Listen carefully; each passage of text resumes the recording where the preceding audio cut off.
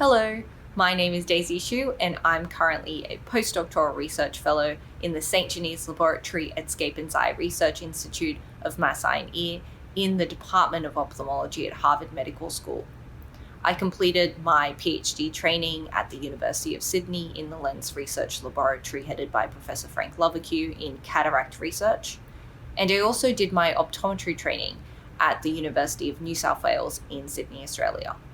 As a clinical optometrist, I saw many patients with age-related macular degeneration, and they showed varying levels of severity, some of whom presented with complete loss of central vision.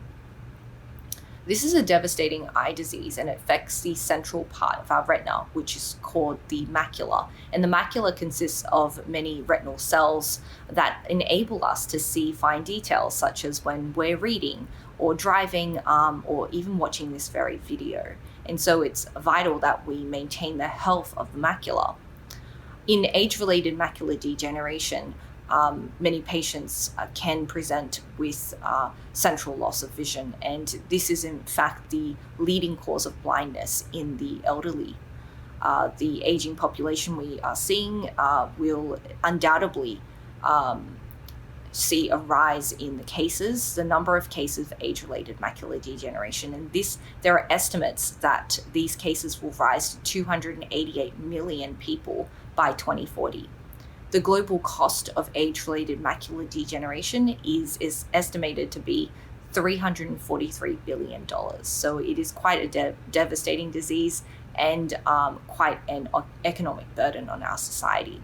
So our laboratory is focused on better understanding age-related macular degeneration in the hope of developing better therapies to treat macular degeneration. Current therapies have their limitations.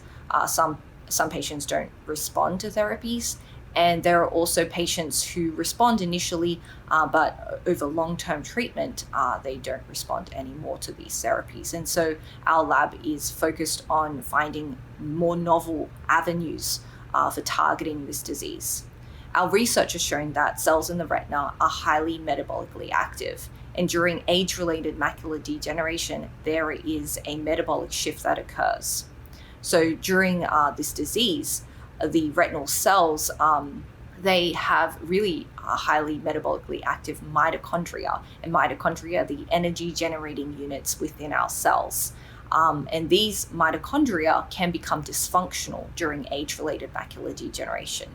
And so work in our laboratory is testing some really exciting new drugs that are known to enhance and promote the health of mitochondria and their function, and thereby opening up new therapeutic avenues for treating age-related macular degeneration.